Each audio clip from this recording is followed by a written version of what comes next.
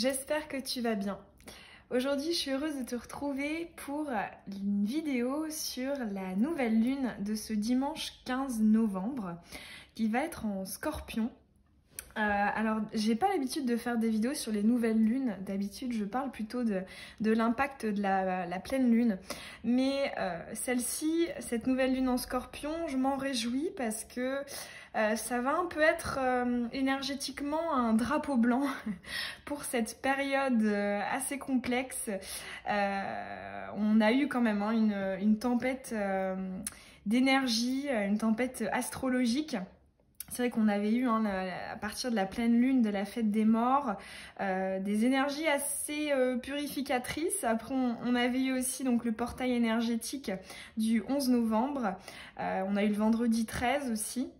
Donc là, c'est bien. On va commencer un peu à s'apaiser. En plus, depuis hier, donc le vendredi 13, on a la rétrograde de Mars qui se termine. Donc, ça va être cool pour notre énergie, notre motivation, notre détermination. On en a également fini aussi avec la rétrograde de Mercure, ce qui n'est pas négligeable pour la fluidité de nos échanges en matière relationnelle. Mais bon, on a quand même encore du boulot parce que cette nouvelle lune, elle est en Scorpion. Donc on va être confronté à une notion très importante qui est celle de la vérité. D'ailleurs, c'est une notion qui ressort beaucoup en ce moment, depuis à peu près une semaine, notamment en consultation privée. Finalement, c'est voir et accepter notre part d'ombre. Parce qu'effectivement, on possède tous et toutes une part d'ombre et une part de lumière, à l'image du yang et du yin. Et donc voilà, ici, les énergies de cette pleine lune vont nous confronter à cette part d'ombre, donc pour se purifier, pour se transformer, se transmuter, laisser encore tout ce qu'on a à faire sortir. Ça va pas être de tout repos, mais ça va être positif. Alors du coup, on va commencer, je vais faire donc à chaque fois, donc j'ai 3 questions particulières pour aller interroger cette nouvelle lune. Je vais faire à chaque fois 3 petits tas et puis je vous laisserai choisir un ou plusieurs de ces tas pour répondre à la question. Alors on va commencer par aller voir quels désirs, quelles envies vont ressortir pendant cette pleine lune. Parce que c'est vrai que justement le signe du Scorpion fait ressortir des choses qui sont enfouies, qui sont inconscientes, qu'on avait peut-être eu tendance à refouler, à mettre comme ça au fond du fond et à ne pas s'en soucier. Donc voilà, qu'est-ce qui va ressortir en ce qui concerne nos désirs, nos envies? Alors, on va prendre cet oracle. Donc je vais donc vous tirer trois choix. Vous pouvez en choisir un ou 2 ou 3 si ça vous parle. Le premier choix.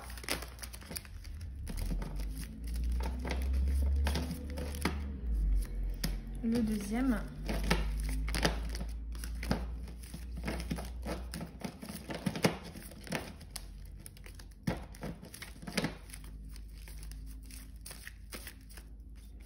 Et le troisième. C'est parti pour le premier choix. Ok, ici on a une envie de mettre en lumière, de ne plus être dans le flou, d'être dans la clarté, d'être dans j'en ai marre de l'ambiguïté, j'en ai marre des sous-entendus, j'en ai marre des non-dits, j'en ai marre de cette non-communication. Je vais faire ressortir, je vais apporter une lumière sur une part d'ombre.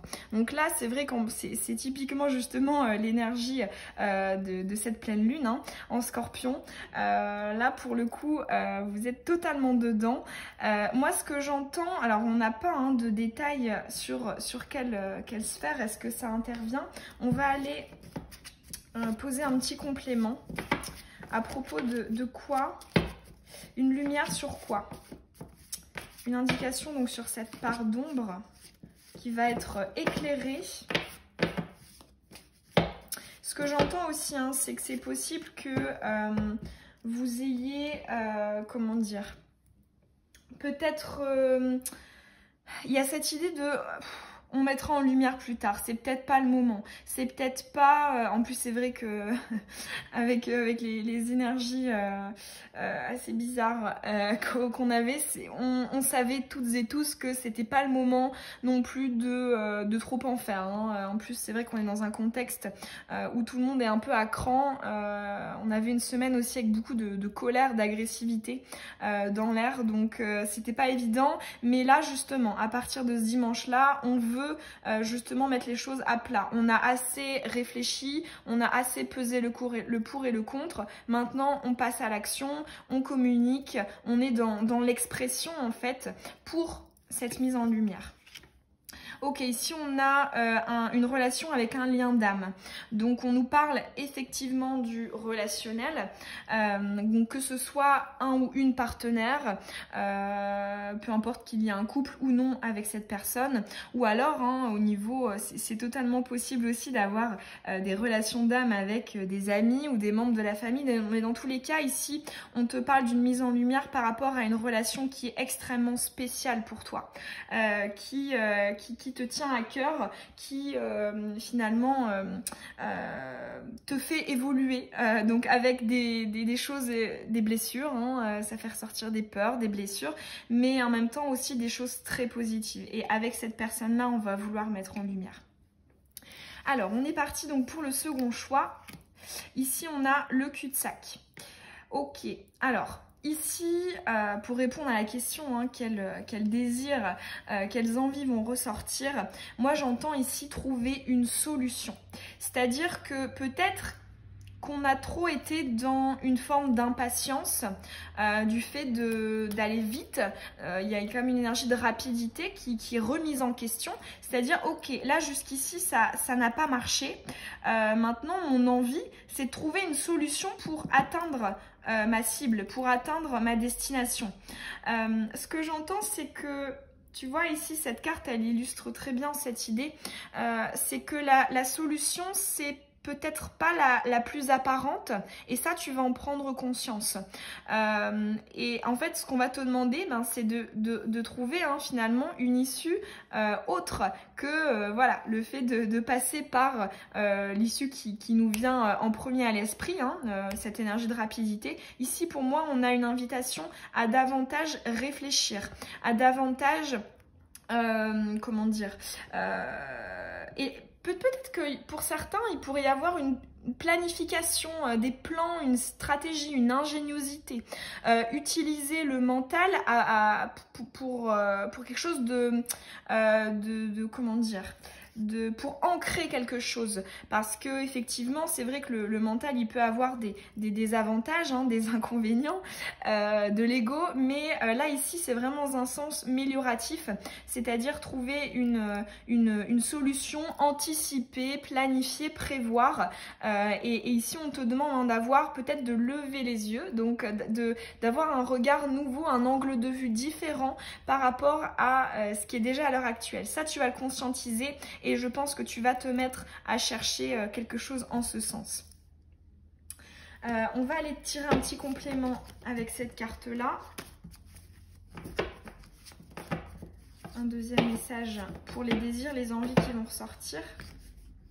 On a la sagesse, ouais, c'est exactement ça. Ici, on est dans la réflexion, on est dans user de l'intelligence, user du mental, user du raisonnement. Donc, effectivement, ça vient totalement appuyer ce que je t'ai dit juste avant. Ce que j'entends aussi avec la sagesse, c'est j'ai un petit conseil qui pourrait être de ne pas hésiter à demander, pourquoi pas, de l'aide à des gens qui ont des clés de connaissances supplémentaires, qui pourraient t'apporter voilà, des clés de réflexion nouvelles pour justement arriver à trouver cette nouvelle voie d'arriver à ta destination. On est parti avec le troisième choix. Ok, ici on a la patience retournée. On a l'impatience. Alors, au niveau des désirs profonds et enfouis, moi, ce que j'entends, c'est que finalement, il y a peut-être eu ce sentiment de prendre sur soi et d'être finalement dans une forme d'attente. Parce qu'effectivement, il y a une différence entre la patience et l'attente.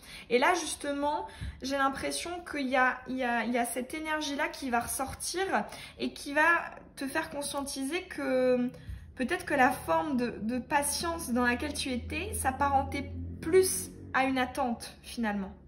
Et là, justement, on a cette volonté d'en finir avec ce sentiment de ne pas avancer, finalement, parce que on veut viser un phare, mais on se rend compte que on peut ramer, on n'a pas vraiment l'impression de s'en rapprocher.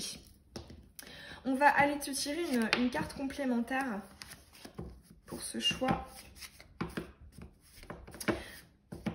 Ce que j'entends aussi, c'est une envie de vouloir peut-être aller ailleurs, d'aller trouver autre chose. On est quand même dans une carte où on voit un moyen de transport, hein, où on a cette notion de voyage.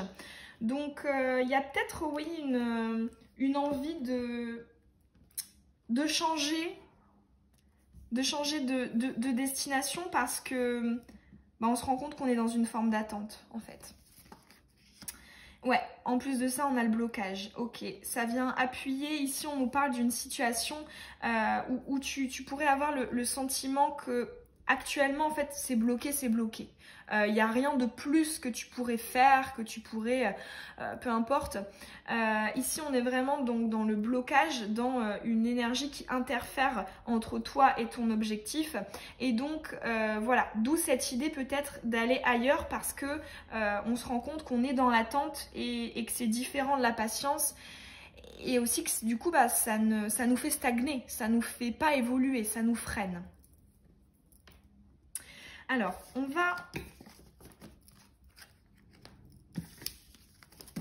va aller te tirer, vous tirer des réponses quant à une seconde question qui est celle de savoir quelles peurs, quelles blessures vont ressortir.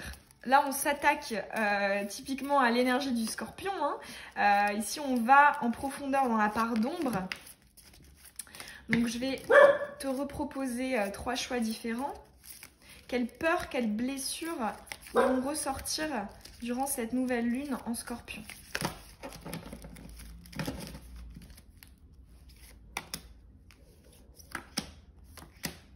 Hop. Allez, premier choix. Ok, moi tout de suite ce que j'entends c'est la peur de la solitude et de la monotonie, de la routine, du quotidien fade, sans passion, sans exaltation. Justement ici, ça nous fait ressortir la peur, la blessure de peut-être l'abandon, de la solitude, de l'isolement. Mais en fait, justement, ce que cette nouvelle lune va te faire conscientiser, en plus, c'est vrai que la période est totalement prospère à ce genre d'énergie avec le confinement. Donc, justement, là, on a vraiment une double confrontation à cette solitude, le fait de se retrouver face à soi-même. Mais justement, elle va t'amener peut-être à te faire te rendre compte que cette solitude débouche aussi sur quelque chose. Peut-être qu'ici, on a une invitation à davantage faire une introspection, à réfléchir sur toi ou tout simplement à prendre du temps seul pour toi, pour faire des choses que tu ne peux pas forcément faire avec quelqu'un. Ça peut être par exemple, je sais pas, lire un livre, dessiner, faire de la pâtisserie, j'en sais rien. Des choses voilà, qui sont source de plaisir solitaire en fait. Alors on va aller voir le deuxième choix. Quelle blessure, quelle peur. Ici on a la peur finalement de l'échec. C'est ce que j'entends. La peur de l'échec, la peur d'échouer, la peur de se tromper, la peur de ne pas être à la hauteur. Ici, il peut y avoir certaines personnes qui, si c'est en matière relationnelle, ont peur de se lancer dans quelque chose, dans une histoire, ont peur d'entreprendre certaines choses, de passer voilà, à une conversation, à une communication, à mettre les choses à plat. Ça peut aussi être... par exemple, de se lancer dans un nouveau projet, si c'est au niveau personnel ou professionnel. Voilà, ici, il y a vraiment une peur de l'échec qui va ressortir. Mais justement, on va te demander de te confronter à elle pour aussi réaliser et conscientiser que ça reste une peur et que ce n'est pas la vérité, que ce n'est pas l'issue fataliste que tu pourrais t'en faire. On va aller voir le dernier choix. Ouais, ok. On a une peur ici du schéma répétitif, du rejet, du fait finalement de ne jamais trouver sa place, de ne jamais se sentir évoluer, de jamais ne se sentir... En fait, ici, ce que j'entends, c'est que des fois, on peut avoir des idées... fataliste quand on est dans une période de stagnation où on n'avance pas, où on rame. Je suis désolée pour les aboiements de ma chienne, elle aboie sur l'aspirateur. On a vraiment cette... Ici, moi, ce que j'entends, c'est ne baisse pas les bras, n'aie pas peur. Ça rejoint un peu cette peur de l'échec parce qu'on a des schémas répétitifs ici. Donc, c'est cette idée que finalement... les choses ne pourront jamais aller mieux. Peut-être que on a, oui, une peur de ne pas être à la hauteur parce que on a trop de choses à travailler, parce que on est trop confronté à soi et on a l'impression que c'est une montagne et qu'on n'y arrivera jamais. Ici, il y a on te demande vraiment de faire preuve pendant cette nouvelle lune de persévérance et de ne pas voir les choses comme un éternel recommencement et une éternelle répétition. Ce que j'entends aussi, c'est que... Moi, on parle du plexus solaire ici, d'une confiance en soi. C'est-à-dire, mais j'y arriverai pas en fait. Si ça n'a pas marché avant, j'y arriverai pas dans le futur. Ici, c'est ça qui va ressortir et c'est ça qu'on va te demander de conscientiser. Et comme je le disais, ça rejoint quand même un peu l'énergie de la carte d'avant. Ici, je pense qu'on pourrait te conseiller de ne pas penser que une nouvelle orientation, une nouvelle issue est possible. Parce que justement, en restant dans ces énergies-là, forcément, rien ne pourra changer.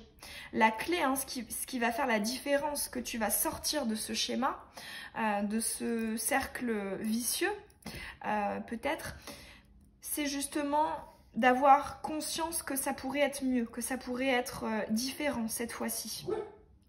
Là, j'ai un conseil aussi peut-être de visualisation ressentie. Je ne sais pas si tu connais un peu le principe, j'en parle dans une de mes vidéos sur les signes et les synchronicités. Ah non, c'était la loi de l'attraction, la vidéo sur la loi de l'attraction, où justement on doit, pour attirer ce que l'on veut, il faut qu'on vibre cette même fréquence. C'est-à-dire que par exemple, tu peux pas commander à l'univers, je sais pas, un bonheur affectif si effectivement tu n'es pas dans un bonheur affectif avec toi-même à l'heure actuelle. Il faut effectivement que la vibration qu'on commande, qu'on souhaite, soit déjà dans la visualisation. Je suis désolée hein, pour les aboiements. Je suis désolée. Donc voilà, pour toi. On va maintenant aller voir quel changement va s'opérer pendant ce nouveau cycle hein, de cette nouvelle lune en Scorpion. Parce qu'effectivement, le Scorpion, c'est aussi un signe de transmutation. Hein. C'est un signe de mort, de fin de cycle, qui nous permet, hop, d'épurer pour passer à autre chose. Donc du coup, quel changement va venir à toi avec cette nouvelle lune?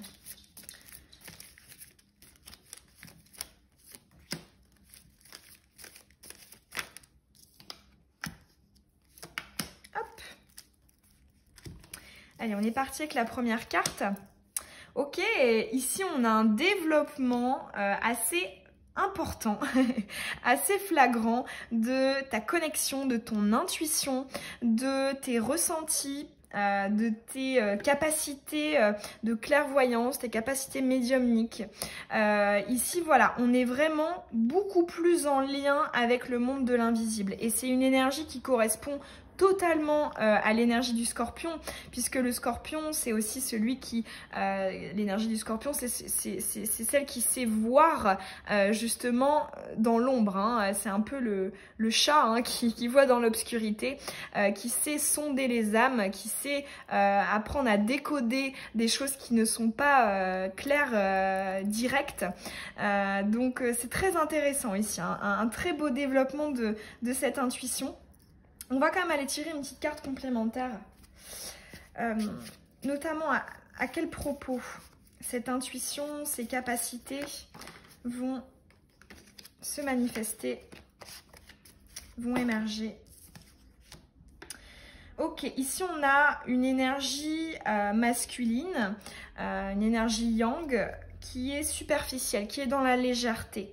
Là, ce que j'entends, c'est peut-être que tu vas sentir, que tu vas comprendre que quelqu'un n'est pas totalement transparent, mais dans un sens positif. En fait, ici, j'ai dans l'esprit ma carte de cet oracle-là, l'iceberg. Avec cette superficialité, il y a cette idée que, ok, en fait, jusqu'à présent, j'avais vu la partie émergée de l'iceberg, mais en fait, je me rends compte qu'il y a vraiment quelque chose en dessous. Il y a peut-être pour certains d'entre vous, oui, la conscientisation d'un potentiel avec une personne, avec une énergie yang. Alors, si tu es un homme, ça peut aussi être toi, mais pour la majorité d'entre vous, je le ressens plus comme quelqu'un d'extérieur, qui serait un homme. Alors, on va passer à la seconde carte. Ok, on a une destinée qui n'est pas la bonne. Quel changement ici pour moi? On me parle du fait que tu vas te rendre compte, durant cette nouvelle lune, que certaines choses dans ta vie ne sont pas du tout en accord avec la façon dont tu as évolué, avec ce que tu es en fait, depuis que tu t'es transformé, depuis que tu as eu des révélations, des déclics, que effectivement certaines choses ont pris plus d'importance dans ta vie. Et ici justement, le changement, ça va être de prendre peut-être une direction nouvelle qui sera en contradiction totale avec les choix, les orientations que tu auras prises, que tu as prises dans le passé en fait. Donc ici on est vraiment dans un changement qui va vers un alignement, qui va vers finalement notre guidance intérieure, hein, avec l'étoile du berger ici. L'étoile du berger, c'est aussi Vénus. Donc on est ici dans quelque chose de très qui prend aux tripes, hein, qui est un peu romantique, qui est glamour aussi. C'est une super belle énergie. On va aller tirer un petit complément par rapport à ce changement où effectivement tu vas te rendre compte que quelque chose dans ta vie n'est pas aligné avec la nouvelle version de toi-même, la version 2.0.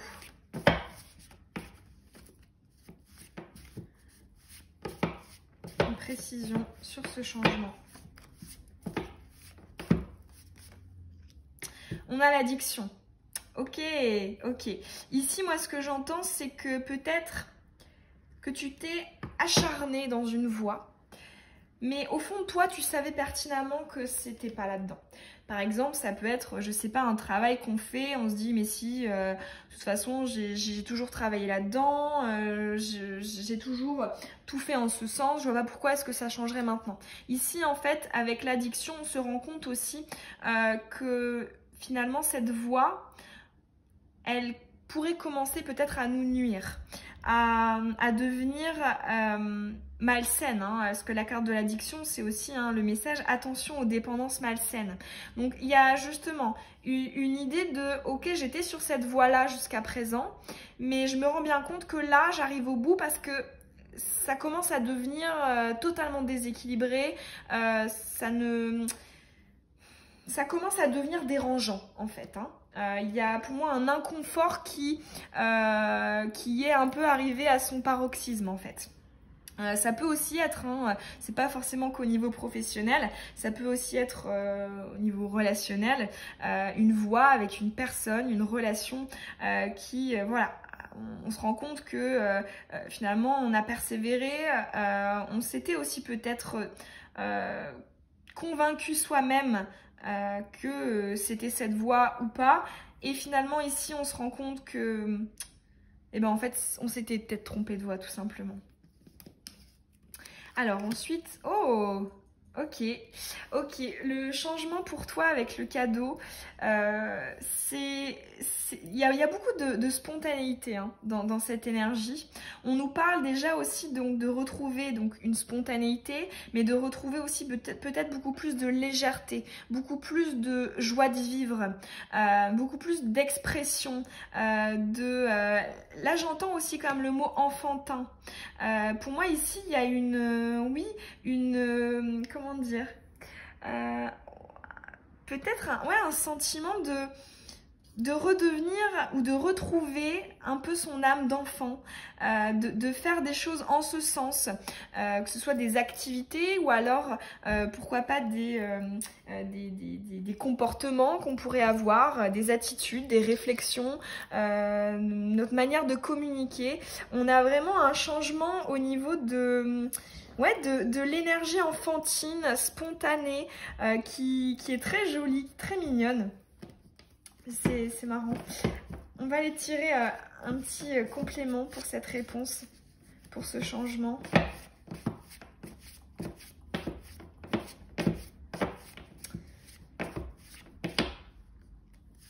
En tout cas, c'est hyper positif, hein. On a la sortie. Bah, ça appuie totalement ce que je viens de te dire avant par rapport à l'énergie aérienne. C'est qu'on est vraiment ouvert, hein, on est vers l'extérieur, on est léger, on est festif. La sortie, c'est aussi voilà, le fait de voir des nouvelles choses, que ce soit des personnes, des activités. Voilà, ici on est vraiment dans quelque chose une expansion vers l'extérieur. On est aussi beaucoup plus ouvert. Peut-être qu'on est moins dans justement, c'est marrant, c'est la position de la réponse à laquelle je pense, dans les schémas répétitifs. Ici, en fait, on en sort, on est vraiment ouvert à l'étranger, à la nouveauté. Voilà, on est vraiment vers l'avenir. On n'est plus du tout dans les énergies passées, dans le fait de recenser, voilà, le fait de peut-être, voilà, comment dire, j'ai pas le mot en tête. Comment dire, pester en fait, hein, être dans ces mauvaises pensées et puis les passer en boucle, etc. Voilà, ici on est dans ok, maintenant je suis vraiment tournée vers les énergies futures. Je me demande si justement ce serait pas suite, parce que c'était aussi dans cette position là hein, lors de la question d'avant, suite à une visualisation ressentie où justement finalement on aura augmenté notre fréquence vibratoire et du coup on sera beaucoup plus tiré vers des énergies nouvelles, joyeuses, légères. Donc honnêtement là on finit très bien ce tirage avec cette carte là. Bon bah voilà, j'espère que les messages t'auront parlé. Moi ça m'avait très plaisir de te faire cette vidéo pour la nouvelle lune. Je te souhaite un très beau week-end et plein de belles choses pour la suite. Et n'hésite pas hein, à commenter la vidéo si ça t'a parlé et à t'abonner aussi pour recevoir les prochaines.